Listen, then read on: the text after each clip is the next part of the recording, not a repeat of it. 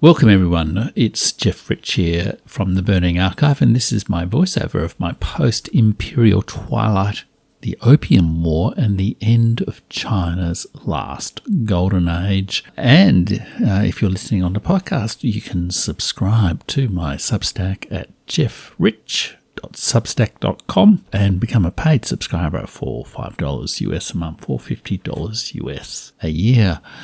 Imperial Twilight, the Opium War, and the end of China's last golden age.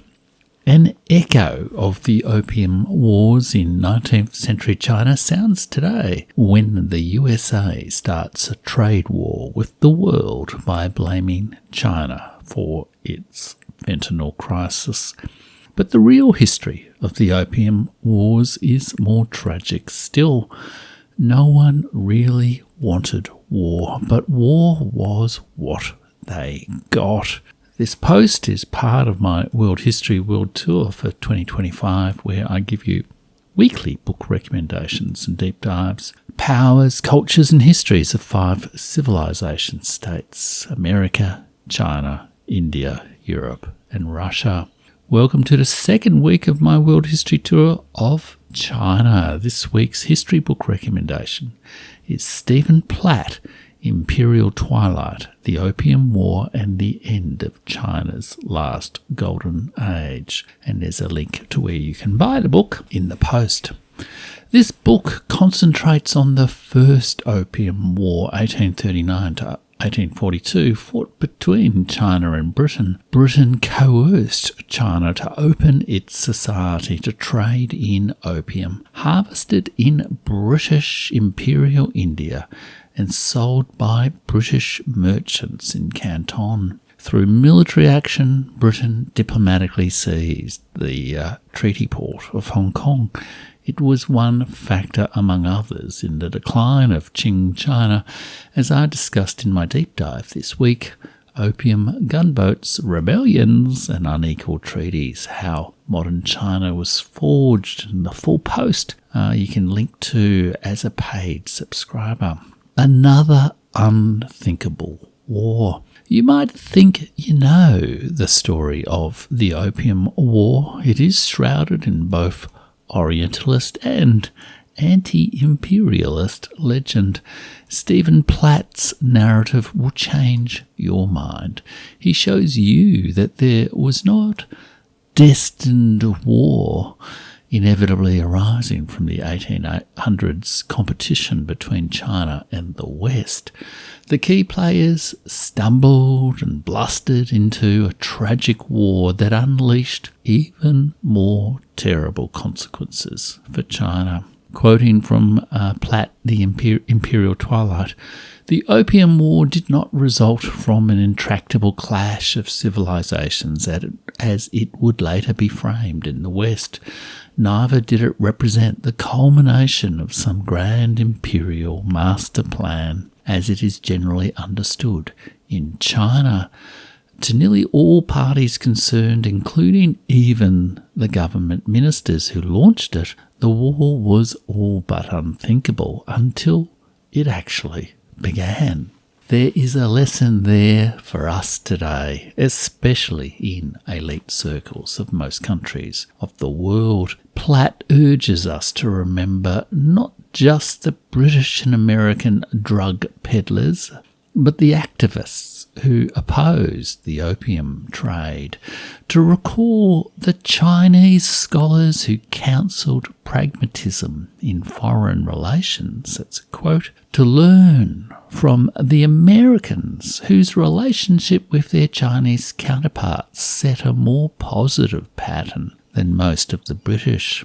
The lessons from this history of the Opium War can be applied to how the USA responds to its opioid crisis, how peace, prosperity and security can be negotiated diplomatically between the 5 great powers of this world tour and others like Iran, and how deep is the danger of a trade war sought by the crusading fantasies of anti-China hawks.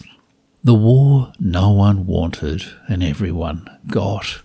Until 1839, Canton, where the conflict and opium trade were centred, was, quote, a largely peaceful intersection of civilizations, an effective centre for an international trade that served as a major engine of the world's economy. That peaceful intersection was blown away by a cascade of bad decisions, mixed motives, and the human comedy of governments at the limits of their understanding.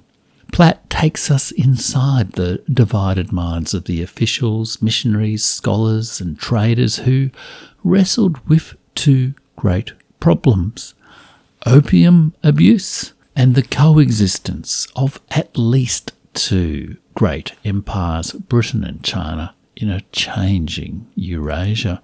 He avoids abstract caricatures and presents instead complex characters, such as Charles Eliot and Lin Zizhu, the British and Chinese officials who sought to solve these two grand problems through specific decisions and negotiations in Canton.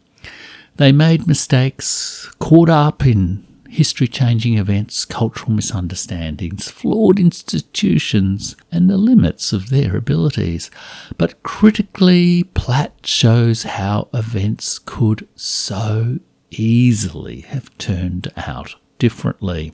Quoting from Imperial Twilight, if Charles Eliot had not let his panic get the best of him when he so dramatically overreacted to Lin Zizhu's threats, or if Lin Zizhu had been more open to working with rather than against Eliot, if they had cooperated on their shared interest in bringing the British opium smugglers under control, or if just 5 members of the House of Commons had voted differently in the early hours of April 10, 1840, we might be looking back on very different lessons from this era.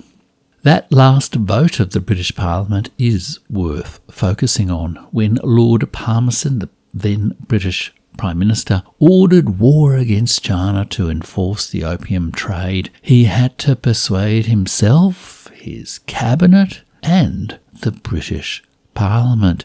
He almost failed. The best informed member of the British Parliament, George Staunton, had participated in earlier diplomatic missions to China. His conscience swayed in the winds of war. His courage failed too. If he had stood against the pressure of the lobbies for war, his voice would have delivered those 5 votes that would have prevented the First Opium War, with all its fateful consequences for China and for Britain's moral reputation. And then there is a picture of a cartoon, a French cartoon, showing what other Western European powers thought of Britain's insistence that China buy its poisonous drugs. Britain's pursuit of a war for drugs in China shocked the moral world of liberal Greater Europe in the 19th century. In 1841, a Boston children's magazine published a story of a child in the USA asking her father, "The English won't come here, will they, father, and kill us if we don't buy their opium and eat it?" In 1840, the Chinese official who destroyed warehouses of British drugs, Lin Zizhu, wrote directly to Queen Victoria herself, asking how Britain could morally justify itself when it sold drugs to China and knew how hurtful it is to mankind. So much so that Britain banned use of opium within its own country. By what principle of reason, then, he wrote, should these foreigners send in return a poisonous drug which involves in destruction those very natives of China? Queen Victoria never read the letter. 20 years later, Lord Elgin looted and burned the Summer Palace during the Second Opium War to impose legalised opium on China, despite the humanitarian consequences. 5 votes and 1 conscience could have changed the course of history, but at least in 1840s Britain they had a debate on war. Today, national assemblies do not debate going to war. In Australia, the Parliament has no say even in going to war. In the USA, they fight endless covert wars with no legal authority and fight a tariff war with China and the world, seemingly without even considering the consequences. Opium yesterday, fentanyl tomorrow. For me, one intriguing dimension of this history was how 19th century Chinese officials wrangled with the dilemmas of drug policy, in which field I worked for near 2 decades. Policy debates on illegal drugs can be distorted by the ghosts of USA policy slogans, the 1919 Volstead Act prohibition of alcohol, and the early 1970s Nixon slogan of the war on drugs. China's history of government managing drug abuse predates the USA. In 1729, the father of the Qianlong Emperor, the Yongzheng Emperor, prohibited the smoking of opium. Platt summarises how Chinese scholars and officials, especially after the growth of British imports from 1800, debated the pros and cons of drug policies that are familiar to me, despite being expressed in terms taken from Qing China's cultural context. Platt shows how the Imperial Court considered before, during and after both opium wars options that I have also advised on. Should the drug be legalised? How can supply be restricted? How can we prevent users from taking up the drug through moral education? How can we treat addicts? How should we punish dealers and those addicts who refuse all offers of help? How can we prevent corruption in the enforcement of the law against the trade? Platt also shows that the First Opium War was only one incident in China's tragic social and governance crisis of the 19th century. Opium abuse worsened after this war. The Second Opium War of 1856 to 1860 and the concurrent Taiping Rebellion made it worse still. Quoting from Platt, but already by that time the only limit to the growth of the drug's use in the Qing Empire was its price, and Chinese farmers were responding by growing poppies and processing large amounts of cheap native opium to compete with the more expensive varieties coming in from India. By the 1870s, Chinese growers supplied 10 times more opium than Indian importers. Chinese traders displaced most European drug merchants. By 1873, the infamous Jardine, Matheson and Co., the Scottish drug bosses whose interests started the 1839 war, mostly pulled out of the trade. Local, cheaper production of the legalised drug drove up use and addiction. By 1909, China initiated at the Shanghai Conference the world's first international agreement to control cross-border trade in narcotics. Platt comments that the compromised policies created, quote, an explosive abundance of cheap domestic narcotics that would create a public health emergency worlds beyond even the most exaggerated estimates of what had existed in the 1830s prior to the Opium War. So much for the virtues of legalisation. Well, might you question the virtues of legalisation when considering the dismaying drug crisis that affects the USA today? Legal pharmaceutical drugs, OxyContin, codeine, fentanyl, have driven the North American opioid epidemic since 2000. Empty rhetoric about the sins of prohibition and the war on drugs do not help to solve this crisis, nor does blaming China as part of a trade war. The USA will have to face the weaknesses of its own government in managing this problem, as I discussed in this video and the videos embedded there in the post why the USA cannot blame China for its fentanyl crisis. But we have left the USA tour, so let us return to one last thought from Stephen Platt, Imperial, Twilight, the Opium War, and the End, China's Last Golden Age. Reimagine the Opium War. The way in which historical events are named can fix blinkers to our eyes and constrain how we interpret them. Richard Overy renamed the Second World War the Last Imperial War and redated it to 1931 to 1945. He opened our eyes to a deeper view of history. Names of wars change. Opposing sides of the same war call their dispute by different names. So it is also with the Opium Wars.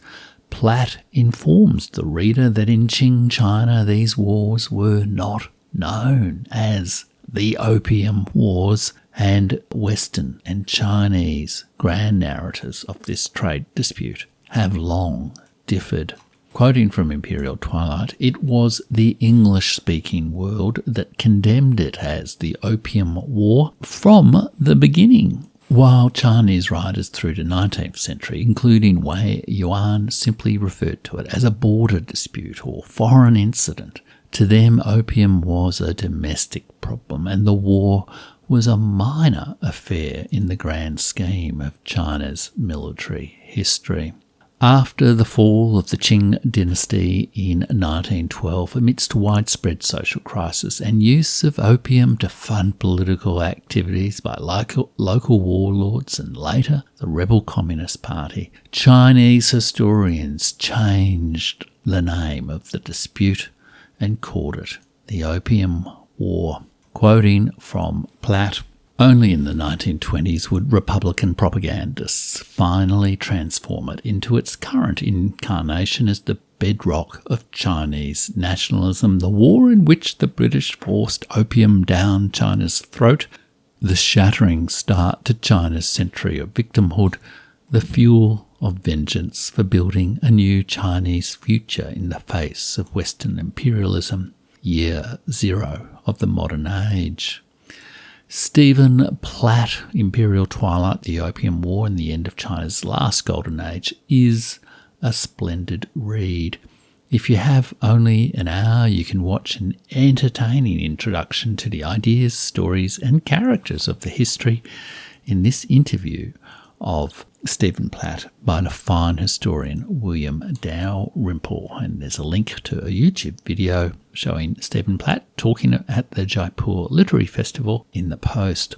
William Dalrymple and Anita Anand have also just begun a series, Victorian Narcos, on the Opium Wars on their Empire podcast, and there's a link to the first episode of that series in the post. Their style is more BBC popular history, but hopefully they may invite Stephen Platt on as a guest. Readers who are curious about China's extraordinary 19th century may also want to read Stephen Platt, Autumn in the Heavenly Kingdom, China, the West, and the epic story of the Taiping Civil War from 2012. Please join me next week for a look at the nationalism of Republican China between 1912 and 1937. Become a paid subscriber to get all the Easter eggs. There's a subscribe now button in the post. Paid subscriber benefits for $5 US a month and $50 US a year are in-depth historical analyses and audio in-depth history guides, slow read details and chat, access to my entire content library, including the Nobel Archive. Thanks so much for reading. Bye now.